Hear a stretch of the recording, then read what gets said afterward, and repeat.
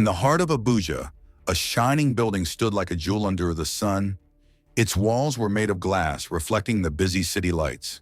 This was the Golden Spoon, one of the most popular restaurants in town. Every day, flashy cars lined the entrance. SUVs, Jeeps, and sedans that sparkled under the bright sky. Inside, rich men and women dined on expensive meals, sipping fine wine and laughing loudly. The owner of this palace of food was Chief Adewale, fondly called Sir Ade. He was a man of wealth and influence. His suits were always spotless, his shoes polished until they shone like mirrors. He hardly spoke much, but when he walked into his restaurant, his presence alone commanded respect. The staff would quickly rise and greet, "Good morning, Sir Ade." He would give them a small nod and reply, "Carry on." Behind the glittering tables and expensive meals, the workers labored quietly. Some served food, some cooked, and others scrubbed the floors. Among them was a cleaner named Amara, a woman whose life was hidden beneath the uniform she wore. Nobody paid her much attention, yet every night she lingered longer than the others. Every night she begged quietly, not for money, not for favors, but for leftover food. Where did she take the food? Why didn't she ask for money like others sometimes did? Nobody knew. They only saw her walk away into the night with a nylon bag clutched tightly to her chest. But soon her secret would come to light. And when it did, even the heart of Chief Adewale, the rich man everyone admired, would break in ways he never expected. It was a quiet evening at the Golden Spoon. The last customers had gone and the staff were cleaning up. Sir Ade walked out of his office, tired, loosening his tie as he headed for his black SUV. His car shone under the dim lights of the parking lot, waiting like a loyal guard. But he stopped in his tracks. A woman stood near his car. She wasn't too close, but not far either. Her brown and gold uniform told him she was one of the cleaners. Her head was bowed, her hands folded in front of her as though she was hiding fear. Sir Ade narrowed his eyes. "Who's there?" The woman lifted her face slightly, then quickly lowered it. "It's me, sir. Amara. I work in the cleaning department. What are you doing here?" His voice was calm but firm. Amara swallowed hard, her voice barely above a whisper. "Please, sir, I want to ask a favor." He expected her to ask for money or a raise. Instead, she said, "Can I take some leftover food home, if there's any?" For a moment, Sir Ade said nothing. He studied her face, her tired eyes, her worn shoes. "Just food?" he asked. "Yes, sir," she said quickly. "Only food." There was silence, heavy and sharp. Then he nodded. "All right, go on." Her eyes watered as she whispered, "Thank you, sir." She rushed back inside, leaving him standing by his car, strangely unsettled. Why would a woman beg only for leftover food?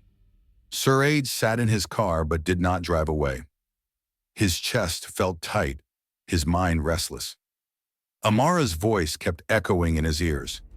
"Just food, sir. Only food." He leaned back against the seat, staring at the dark restaurant doors. Her eyes had not been weak, no. They carried something else. Pain, yes, but also dignity. She did not beg for pity. She only asked for survival. 10 minutes later, the restaurant door creaked open. Amara stepped out with 2 nylon bags in her hands. They were small, not heavy. She hugged them close and walked quickly into the night. Sir Ade started his engine, but kept the headlights off. He followed slowly, keeping his distance. Amara boarded a yellow bus, and he followed on the road. Street lights flickered, some working, some broken, casting long shadows on the rough roads. Almost half an hour later, the bus stopped in a neglected neighborhood. Amara got down, still clutching her bags. She walked into a small, broken road where no cars passed. Sir Ade parked far behind and stepped out, his heart racing. The place was desolate. The houses were cracked, the roofs sagging. It looked abandoned, but Amara walked straight to one. He whispered, "This is her house?" His chest grew heavier. Then the old door opened. 2 barefoot girls ran out screaming, "Mommy!" They threw themselves into Amara's arms. Sir Ade froze. "She has children." From the shadows, Sir Ade watched the heartbreaking scene unfold. Amara dropped the nylon bags and hugged her daughters tightly. Her smile stretched wide, but her eyes revealed exhaustion. "I brought something for you, my darlings," she whispered. Through a broken window, Adewale could see inside. The house was nearly empty. No chairs, no proper bed, only a worn mat on the floor. Amara opened the nylon bags. Inside was one piece of chicken and a portion of jollof rice. She divided it into 2 small plates and set it before the girls. The children ate hungrily, their eyes shining, their mouths full. They giggled between bites, savoring the small meal as though it were a feast. But Amara? She didn't eat. She just sat there watching them with a tired but content smile.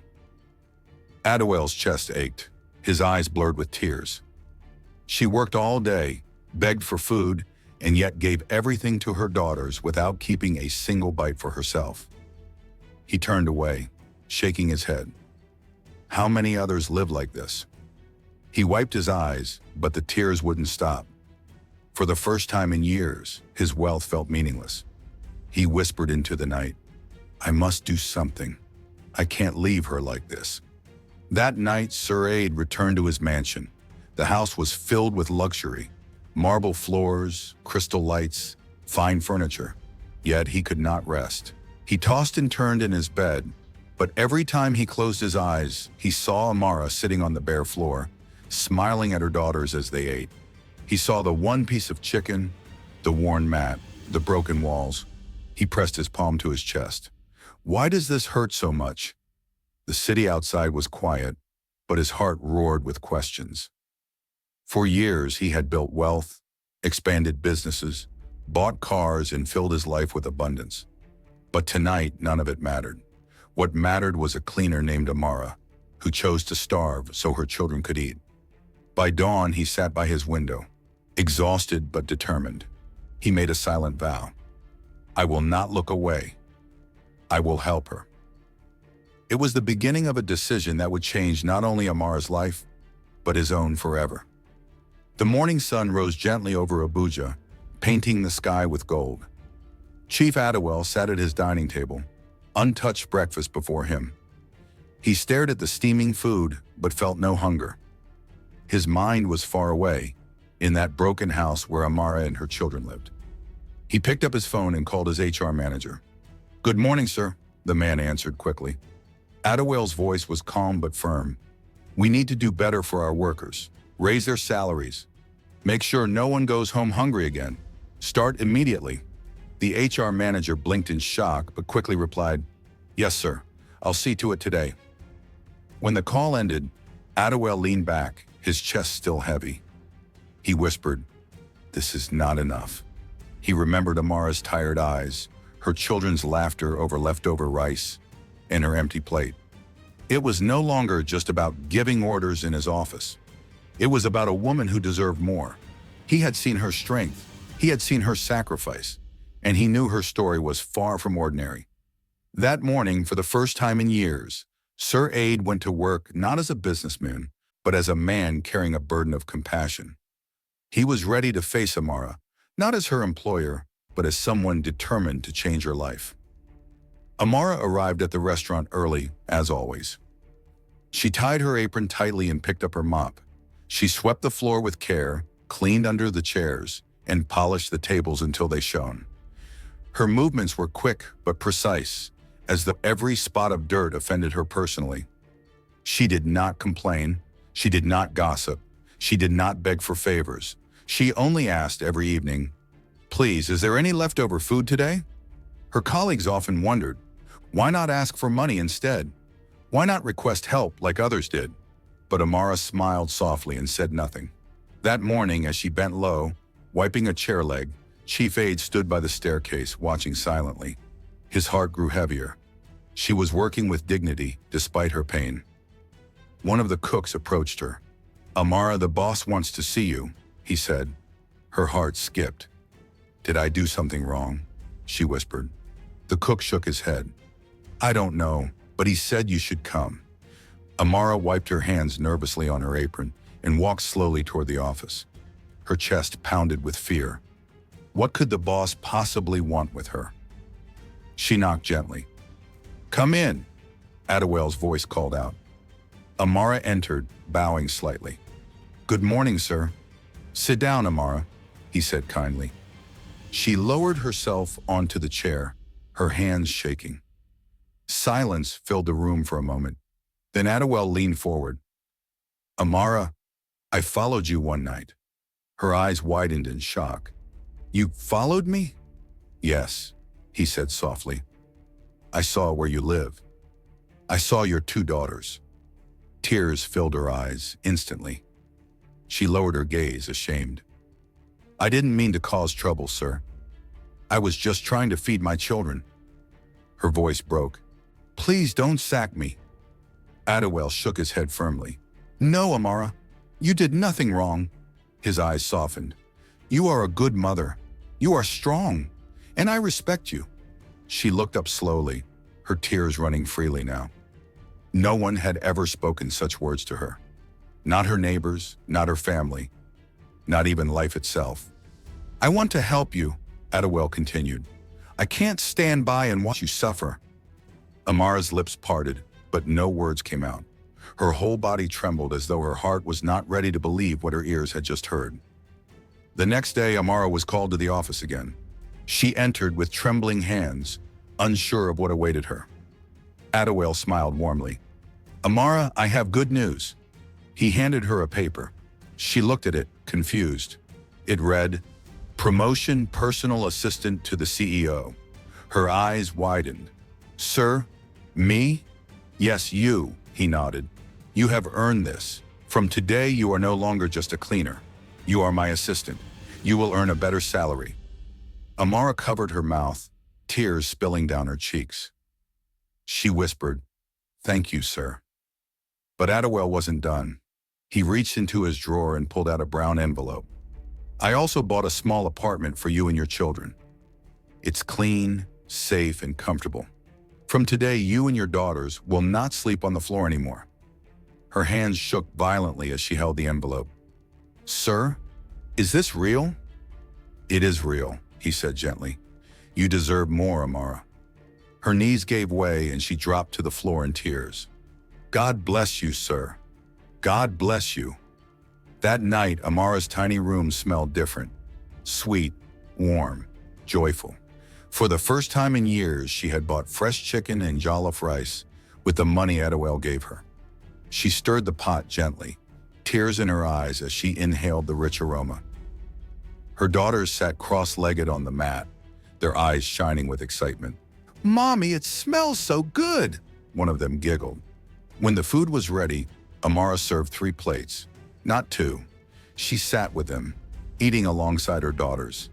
The laughter filled the air as they chewed hungrily, the taste of real food blessing their tongues.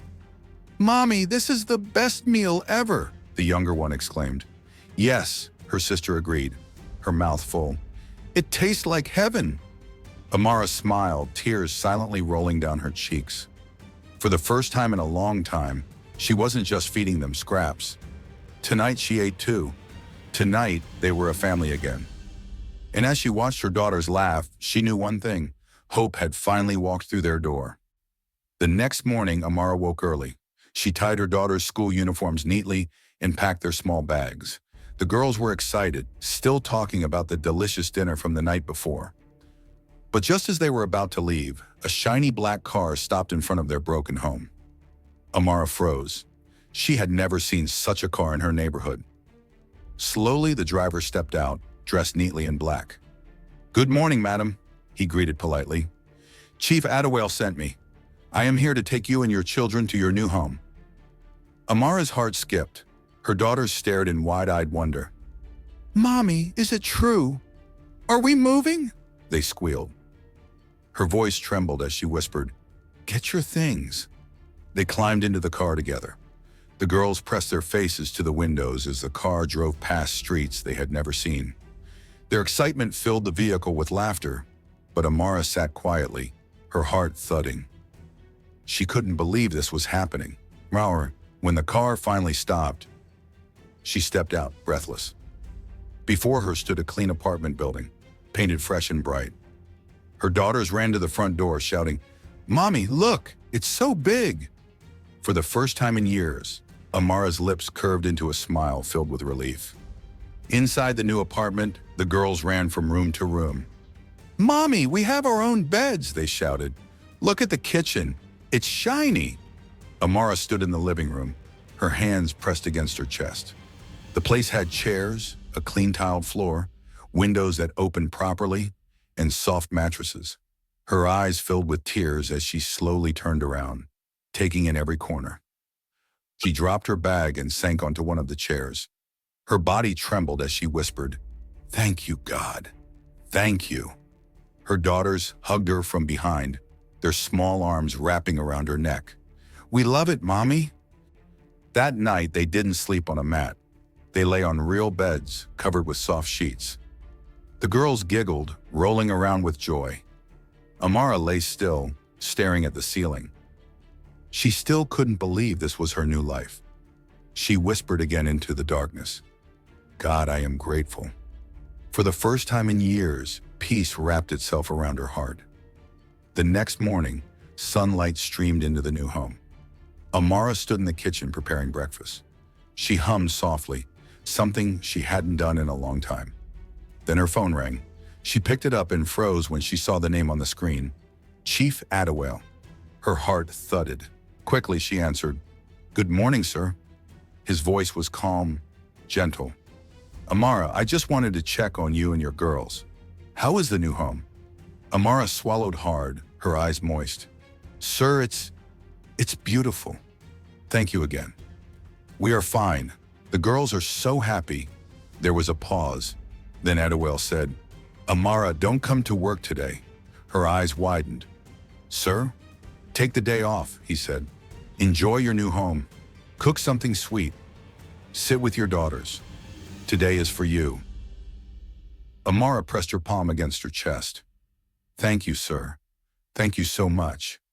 When the call ended, she stood in the kitchen, holding the phone close to her heart. For the first time, someone had given her permission to rest. Amara opened the cupboard and found rice, spices, and vegetables neatly arranged. She lit the stove and began to cook. The smell of fresh stew filled the air. Her daughters came running into the kitchen. "Mommy, what are you making?" they asked, their voices full of joy. "Our first meal in this house," Amara said softly, turning to them with a smile. When the food was ready, she placed it on the table. But before they ate, she took her daughter's hands and said, "Let us thank God again." The three of them closed their eyes. Their voices were small but powerful as they prayed. When they finished, they sat down together and ate. The girls laughed, spoke about school, and teased each other as they enjoyed the meal. Amara hardly spoke. She only watched them, tears resting quietly in her eyes. For the first time, she didn't feel like a woman fighting a losing battle. She felt like a mother who had finally won a small victory. Back at the Golden Spoon, the staff began to notice changes. Wages had been raised, working conditions improved. The kitchen staff whispered, "The boss is different these days. He seems softer." But no one knew why.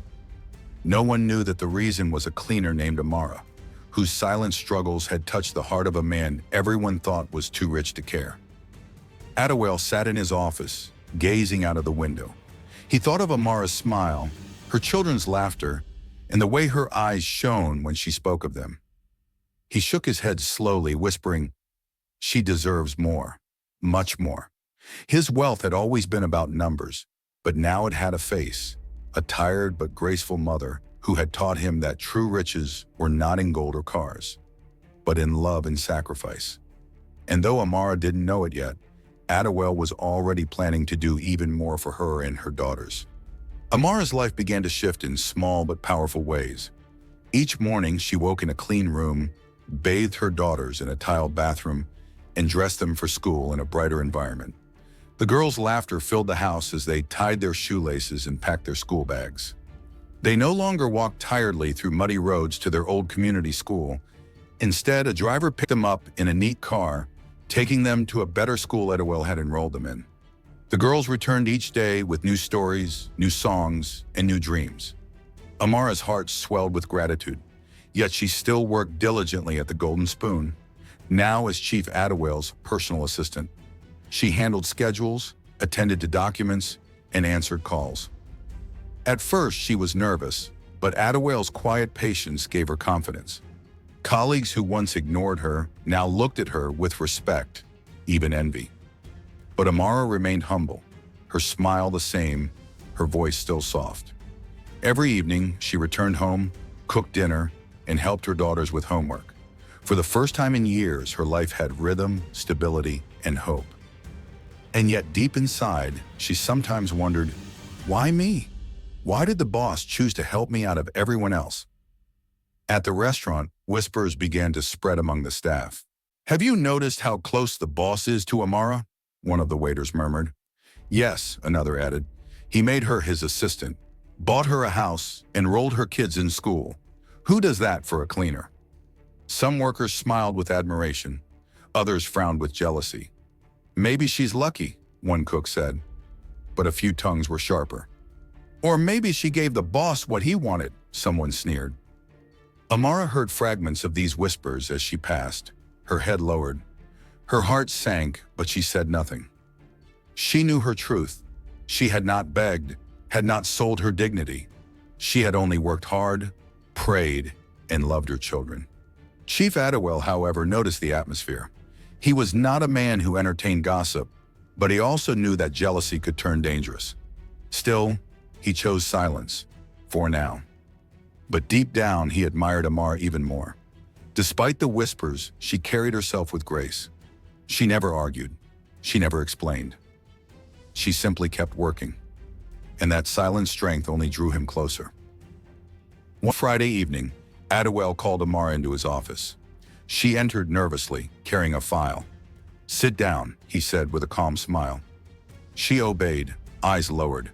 "I want to ask you something," he began. "If you had the chance to leave this job today, knowing your children would be taken care of, would you leave?" Amara blinked, confused. "Sir, I don't understand." He leaned forward. "You've suffered much, but now you have a home, a better salary, and your children are safe. Do you still want to keep working here?"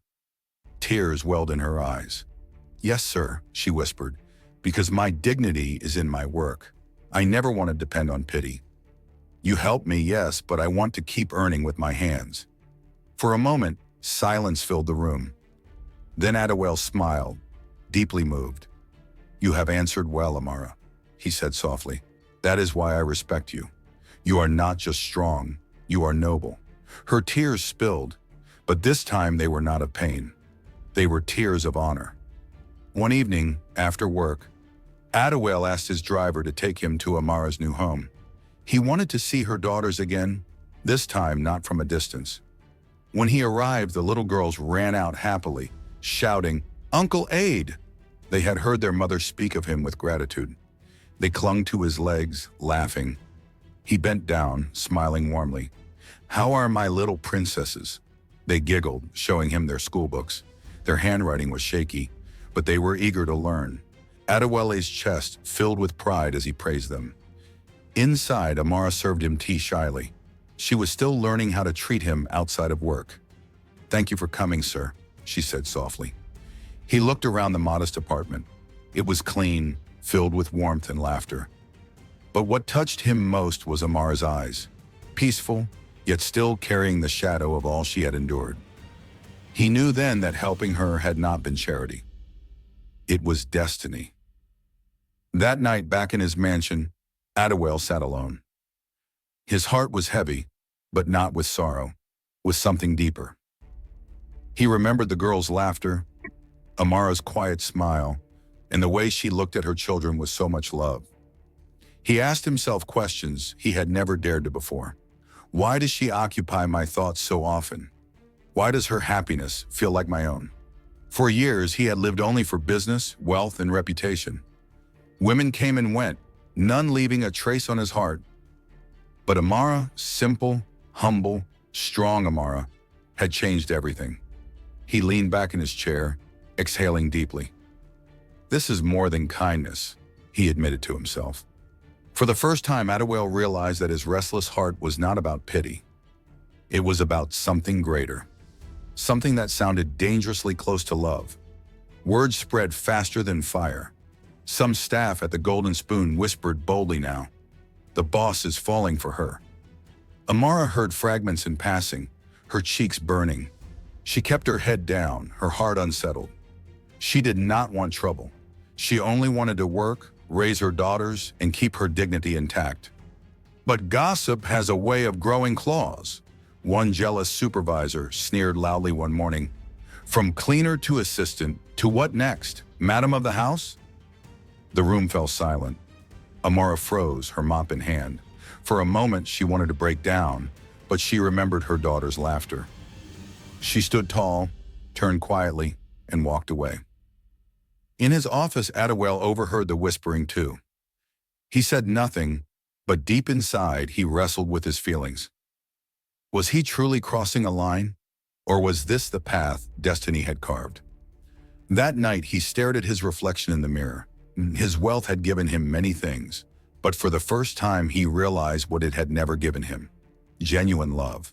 And now it was staring him in the face, in the eyes of a humble woman he once thought invisible. One evening, as Amara tucked her daughters into bed, the youngest whispered, "Mommy, can Uncle Aid be our daddy?" Amara froze, her heart skipping a beat. She forced a smile. "Sleep, my darling." But after the girls closed their eyes, Amara sat silently on the bed.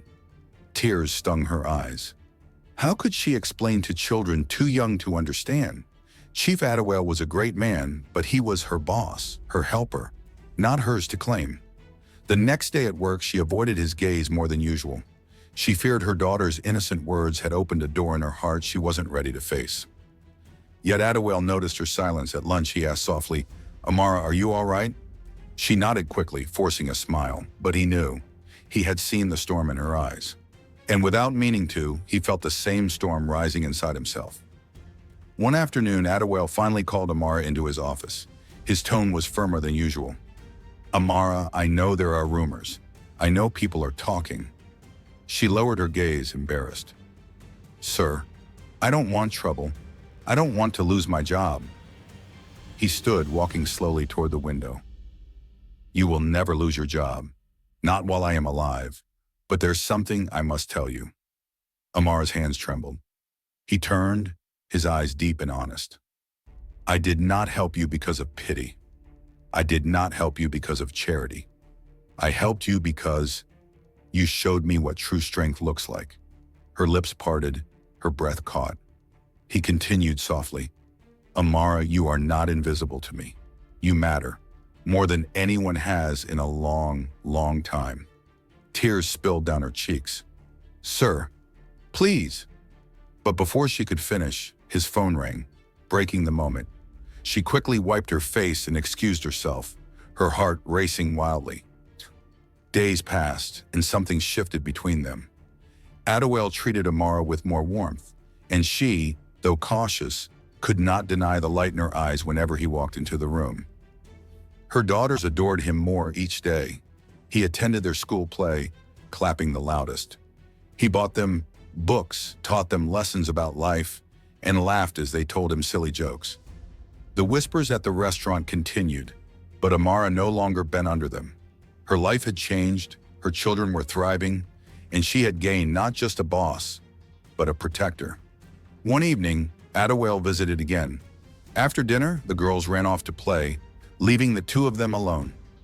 Silence lingered until he spoke. "Amara," he said gently, "life gave you pain, but you turned it into love. I don't know what the future holds, but I want to be part of it. With you." Her heart thundered. For a moment, she could not breathe, but the tears in her eyes were no longer from sorrow. They were from a joy she never imagined she could feel again. The story of Amara and Chief Adewale spread far beyond the Golden Spoon. People spoke not of scandal, but of compassion. How a wealthy man saw dignity in a struggling mother. How kindness turned into something greater: hope, respect, and love. Amara never forgot the nights of hunger, the begging for leftover food, or the sight of her children eating while she went without. But now, when she looked at them, laughing, learning, and living without fear. Her heart overflowed with gratitude. Chief Adewale, once a man driven only by wealth, had discovered something richer. He realized that true riches were not in cars, houses, or money, but in the lives we choose to touch and the hearts we choose to love. Dear viewer, this story reminds us, one act of kindness can change not only another person's life, but also your own. So what did you learn from Amara's journey? Share your thoughts in the comments below. And remember, more powerful stories are coming soon. Don't forget to subscribe and turn on your notification bell so you'll be the first to watch. Because sometimes the most powerful story is the one that teaches us to love. Thanks for watching. If you enjoyed this story, hit that like button and subscribe for more timeless tales. See you next time.